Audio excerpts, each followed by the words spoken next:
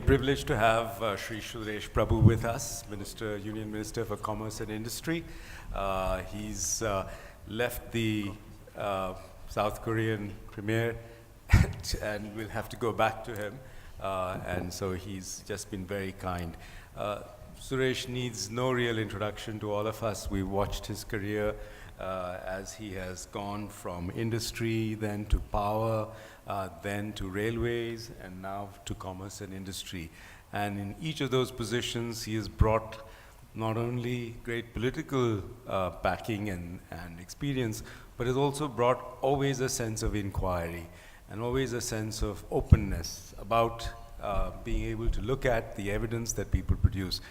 We ourselves have had a great deal of work with him in the Railway Ministry as well as now in the Commerce and Industries Ministry. I'm not going to stand between him and you, but allow him to address us. So, Shri Suresh Prabhu.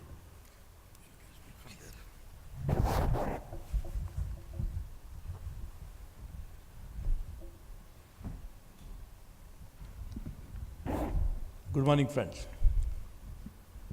Let me thank my friend, Dr Shekhar Shah, for firstly organizing this event and also to invite me for it.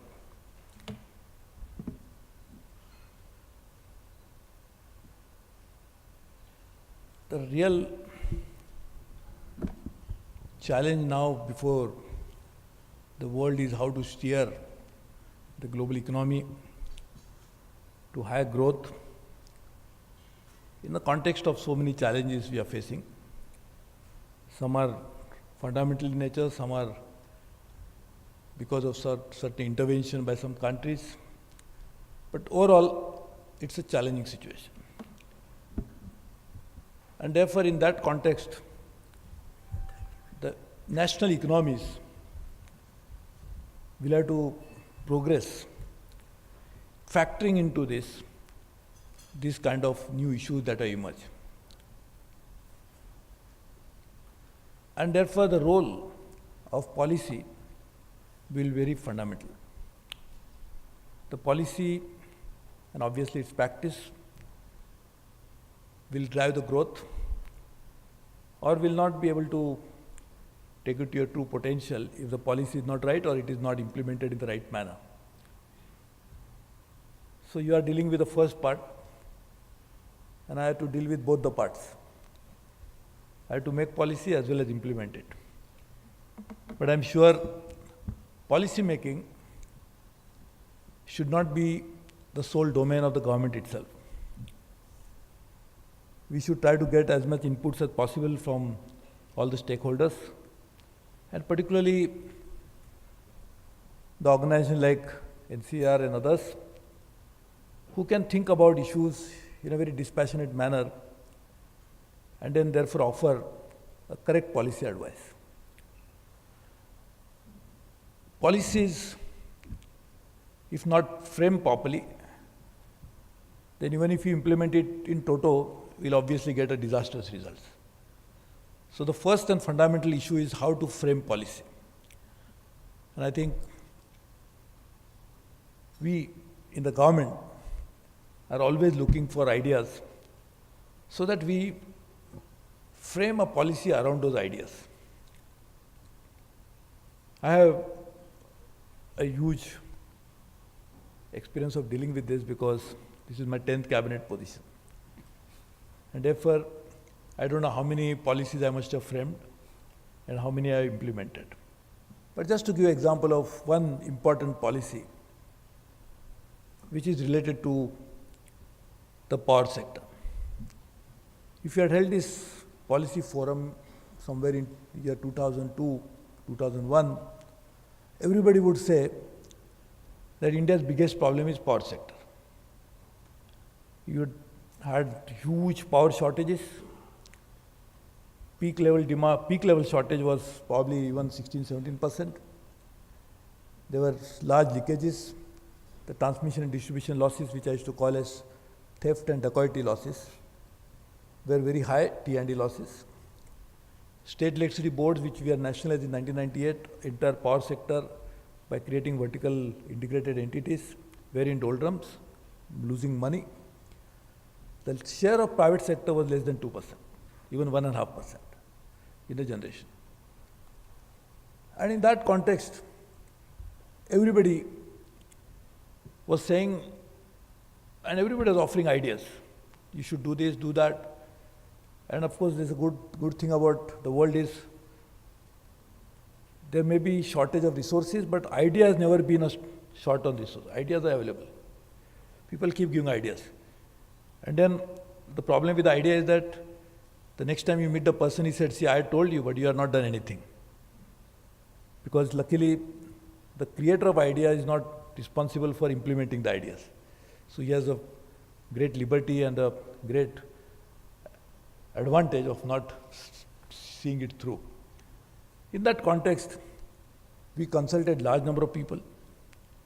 And I will tell you something very important a little later. And that's what I am just telling this background because for you to understand the context of what are the challenges that face in terms of framing policy and implementing it. And we came out with a new law. The result is we had less than 100,000 megawatts of installed capacity. And down the line today, we have more than 3.5 times of that installed capacity. The peak level shortages are gone. And in fact, in a way, we have more power than we can consume. Of course, that's also partly true because it all depends upon industrial demand picking up, it will change. But this happened in the matter of few years. Of course, it takes, as you know, and my friend is from state of California. And he will tell you that if you want to start a power plant in California, from the date you decide to start a power plant, and by the time you actually commission it, will not be less than 1 decade. Because California has very stringent environmental laws. Their emission standards are even higher than many other states. There are 50 states, maybe some of the higher states, higher norms than other states. So it takes that much time. And now, the ideological issues that are associated with power sector, that means whether you should have a thermal plant or not, that means the funding becomes a challenge. Because some of the funders would say, no, actually I am bound by the mandate that my fund has got, so I cannot lend for thermal power. If you want, you can come back again, and again I can give you money for solar power. When you go back to him again for solar power, he will tell you that's fine, but your profitability seems to be not good because your idea of generating solar power will compete with thermal power. And thermal power is a better base load. You can only take care of peak demand, so it will not happen. So there are so many challenges, but even in California. So I'm telling that it's of course the biggest economy of US, one of the largest, maybe 6th, 7th largest economy of the world. But that is facing these issues. So in India, to start from concept to reality, even if you take that much time, you can imagine that what we did in 2003 has to take some time because firstly law has to be passed, rules have to be notified, but in less than a decade, India had more power only thanks to that law. How do you say thanks to that law? Because when the private sector participation was less than 1.5%, today the incremental power, that what 2.5 times what we added, 3.5 times what we added, say 250,000, at least 60-70% of that came from private sector, which was not possible because the law did not allow you to do that. In 1948, we had nationalized the law. So this is the kind of policy we framed. There was another policy to take, this was basically generation and many other issues, also allowed distribution. But only policy doesn't help. You have to come out with so many issues related to that. And there was another intervention that we made was on distribution. Unfortunately, distribution didn't go through, despite the fact that I had allocated almost $7 billion, or actually at that time $8 billion, because the rupee dollar had changed over a period of time. $8-9 billion money was set aside for fixing distribution by getting technology. Now, looking back, policy is important, its implementation is more important, but looking through the entire chain is also as important. And when we are doing this law, the trade unions had said, all trade unions, and we have trade unions from the rightist to leftist, ultra-leftist, all of them said that the moment you introduce this bill in the parliament, will go on indefinite strike. So I used to jokingly say, my teacher is also here, Mr. Govind Rao. So I used to say that Karl Marx had said, workers of the world unite. Unfortunately, his successor, his follower never succeeded in doing that. But I said, what is there in this bill that has unified all of you, which Karl Marx never could aspire but could never succeed? And we talked to them, talked through, to a point that finally one trade union said that we'll support this bill on one more condition. I said, please tell me, we have accepted so many conditions. He said, one more condition is that if you don't call me again for a meeting, I will support the bill. So what I am saying is, you will understand that making policy is not easy. Giving idea is simpler, but implementing is very difficult. And then we have to talk to state government because it's a state issue. So what I am saying is, when we give ideas, please keep in mind that ideas without having a proper understanding about the ecosystem, about a context in which you have to work, and making sure that this will be implemented, and what's the end result you want, finally. And everything, every policy that you make, there are costs and benefits. You have to incur some cost, maybe political cost, maybe economic cost, maybe social cost. But if the benefits outweigh the cost, it is still a good policy. But sometimes this cost-benefit analysis is not done rightly, and therefore at the end of it we land up into difficulties. So I think it's a very important thing for a policy forum to please suggest us ideas which will help us to take India to maybe 10% growth rate. What is that we need to do? So of course, there are very good ideas we have heard for a long time, but there's nothing wrong with the ideas. But again, I am telling you, the navigating these ideas into reality, the kind of political economy in which we operate has to be also kept in mind. But sometimes we should not do it in such a way that just because of pushing something, it doesn't happen anyway, but that even small little outcome that we could have got, we don't get it. So sometimes even pushing it incrementally makes sense, sometimes changing it totally at the same time makes sense, but all depends upon the political economy in which you operate. So sometimes we may think incremental reforms have no meaning. So we lose out on even that benefit that would have come from incremental reforms. And therefore we must also understand how much we can push and what time we should push. That's a very important element anywhere in the world. It's not just India, anywhere in the world. But in Indian context, it is particularly true because over a period of time, we have learned and we accepted reforms as a necessity. But when we say reform, what is meant by reform? I was always saying, why are you reform? Firstly, that's an important thing. Is the reform an end in itself, or reform is means to an end? And I used to say that if the particular sector, particular issue is not deformed, why should we reform? It should be deformed first. So you must have a proper analysis about what is wrong. That's the baseline. And unless we have that properly analyzed properly, then only we can actually come out with a prescription for reform in a proper manner. And now in India, we are working on quite a few areas. And I think all this will converge finally into something. So one is, we confidently feel that we could achieve a growth rate of more than what we are working on today. And even if you take today's growth rate, 7.6% last quarter and maybe closer to that, we can easily reach a $5 trillion economy in a matter of 8 years. And maybe another 7-8 years from then, will be a $10 trillion economy. But to make it happen, we have to put in so many things in place. That is possible, that is doable, that is something which is now reach, but it will not happen automatically unless we put things in place. So I have prepared a vision for a 5 trillion in which 20% of that will come from manufacturing, which in itself is a great thing because 16% is today's share, and to take it to 20% when the rest of economy is going to grow faster, it itself is an achievement, so we are working on that. Then which are those sectors which will contribute to this 1 trillion Also we have worked on it.